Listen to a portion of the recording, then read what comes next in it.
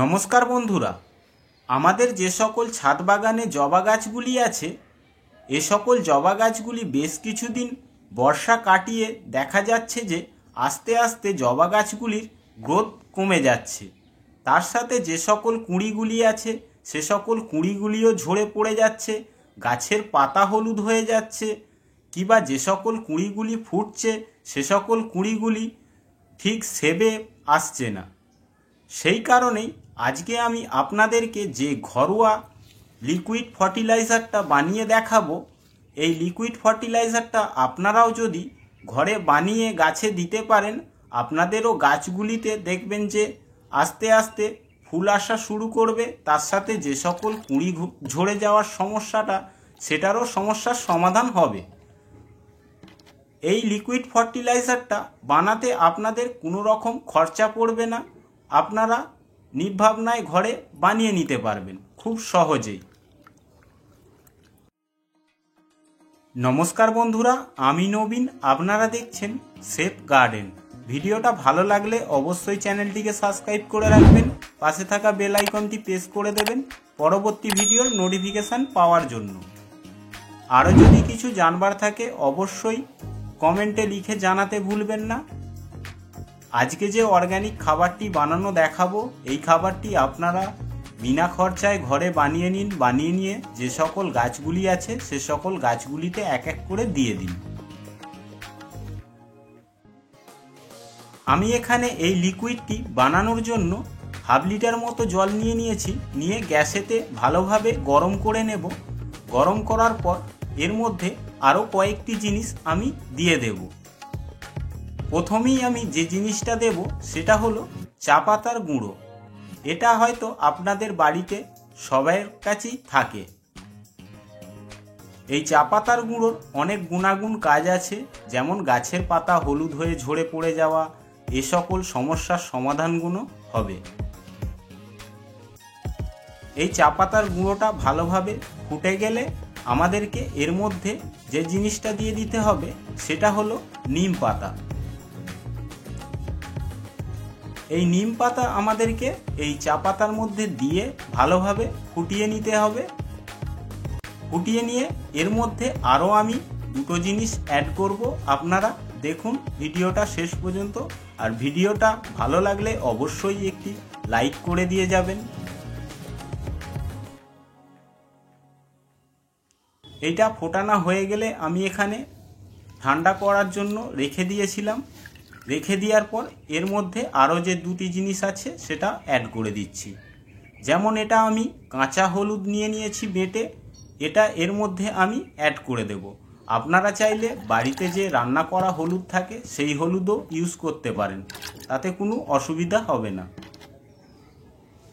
এরপর আমি এর মধ্যে দিয়ে দেব এক টুকরো মতো অ্যালোভেরা। এই অ্যালোভেরাটা দিয়ে আমি ভালোভাবে এই জলের সাথে মিক্স করে নেব। তবে এই যে লিকুইডটা বানাচ্ছি এটা একবারে গাছের গোড়ায় দেওয়া যাবে না, এটাকে আমাদেরকে ভালোভাবে ছেঁকে নিতে হবে। ছেঁকে নিয়ে তবেই আমরা গাছের গোড়ায় প্রয়োগ করব। এই লিকুইডটি গাছের গোড়ায় দেওয়ার আগে আমি আপনাদেরকে আরও কয়েকটি টিপস বলে দিই।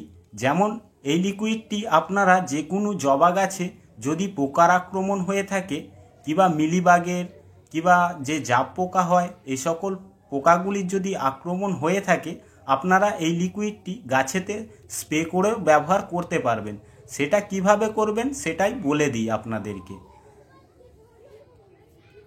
এই তরল লিকুইডটি যদি আমরা গাছেতে স্প্রে হিসেবে ব্যবহার করতে চাই তো আমাদেরকে যে দুটি জিনিস ব্যবহার করা যাবে না সেটা হলো, প্রথমেই ব্যবহার করা যাবে না সেটা হলো চায়ের পাতা। এটা আমরা গাছেতে স্প্রে হিসেবে ব্যবহার করতে পারি না।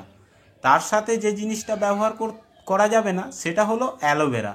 অ্যালোভেরা তবুও গাছেতে স্প্রে হিসেবে ব্যবহার করা যায়, তবুই এর মধ্যে অ্যালোভেরাটা না দেওয়াই ভালো হবে। শুধু স্প্রে করতে গেলে আমাদেরকে যে দুটি জিনিস দিতে হবে সেটা হলো নিম পাতা আর হলুদের গুঁড়ো। এই দুটি জিনিস দিয়ে আমরা যদি লিকুইড বানিয়ে গাছেতে স্প্রে করতে পারি, আমাদের যে সকল গাছের পাতাগুলোয় পোকার আক্রমণ হয় পাতাগুলিকে কুঁকড়ে দেয়, তার সাথে যে সকল কুঁড়িগুলি আসে কুঁকড়ে যে ঝরে পড়ে যায় কিংবা হলুদ হয়ে যায়, এ সকল সমস্যার সমাধানগুলো হয়ে যাবে। এটা আপনারা নির্ভাবনায় করতে পারেন। এই একই লিকুইড আপনারা দুটো জিনিসে ব্যবহার করতে পারবেন। আমি এখানে যে তরল লিকুইডটি বানিয়ে রেখেছিলাম সেটা আমি এখন জবা গাছের গোড়ায় দেব।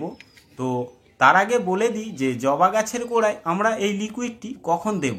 সকাল 8টা থেকে 9টার মধ্যে আমরা এই লিকুইডটি গাছেতে দিতে পারবো, আর বিকেল 4টে থেকে 5টার মধ্যে আমরা দিয়ে দিতে পারবো এই লিকুইডটি।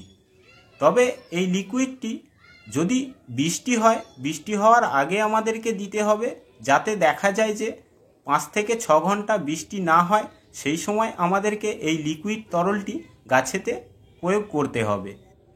আমরা এই লিকুইডটি কতটা পরিমাণ গাছে দেব সেটা হলো, আমাদের যদি 6 ইঞ্চি টব হয় আমাদেরকে এই লিকুইডটি 1 কাপ মতো সেই টবের মধ্যে দিতে হবে।